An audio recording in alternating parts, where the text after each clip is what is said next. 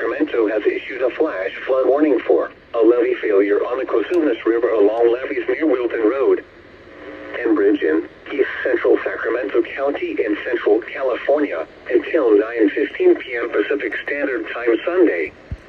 At 9:13 p.m. Pacific Standard Time, County Dispatch reported the levees near Wilton Road and Bridge on the Cosumnes River near Wilton are in a state of imminent failure, causing flash flooding of immediately surrounding areas. Hazard: life-threatening flash flooding from a levee failure. Source: county officials. Impact: life-threatening flash flooding of areas near the levee break. Wilton Road. This includes the following streams and drainages: Cosumnes River. If you are in low-lying areas along the levees near Wilton Road and Bridge, you should move to higher ground immediately. Turn around. Don't drown when encountering flooded roads.